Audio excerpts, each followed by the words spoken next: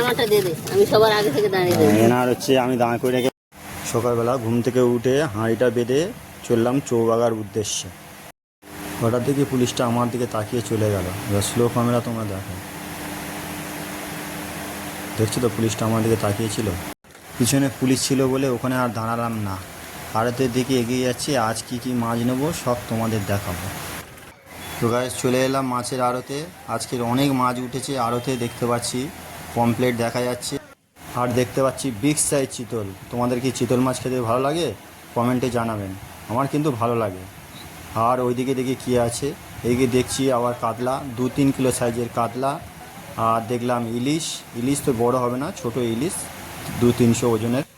ওই মাছগুলি আমার বাজেটের বাইরে থাকায় আর নিলাম না। নিয়ে নিলাম রূপচাঁদ মাছ, আর নিলাম তেলাপিয়া মাছ।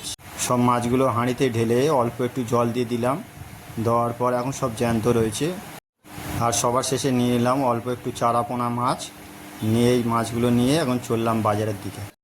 বাজারে এসে মাছগুলো ঢালতে ঢালতে একটা কাকিমা চলে এলো। কাকিমা একটু বাটা মাছ নেবে, কাকিমা একটু বাটা মাছ নিলাম। আর একজন তো আমার দোকানের ওপর উঠে গেছে, উঠে গিয়ে তেলাপিয়া মাছ নিচ্ছে। দেখুন আস্তে আস্তে কাস্টমার আসতে লাগলো আমার দোকানে।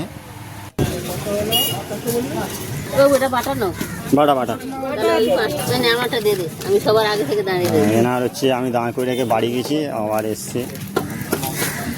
কত করে নিবি? 50 টাকা। এইভাবে দেখতে দেখতে আমার মাছ প্রায় শেষের মুখে। তোমাদের ভালোবাসায় মাছ শেষ করে দিয়েছি, আর অল্পটুকুনি মাছ রয়েছে। হাঁড়িটাও খালি হয়ে গেছে, হাঁড়িতেও মাছ নেই। কিছুক্ষণের মধ্যে আমার মাছ সব খালি হয়ে গেছে। মাছ ব্যবসার ভিডিও এখানেই শেষ করছি। ভিডিওটি ভালো লাগলে লাইক করবেন, কমেন্ট করবেন, আর চ্যানেলটিকে সাবস্ক্রাইব আর ফলো করে পাশে থাকবেন। আবার দেখা হবে নতুন ভিডিওতে। সবাই ভালো থাকবেন।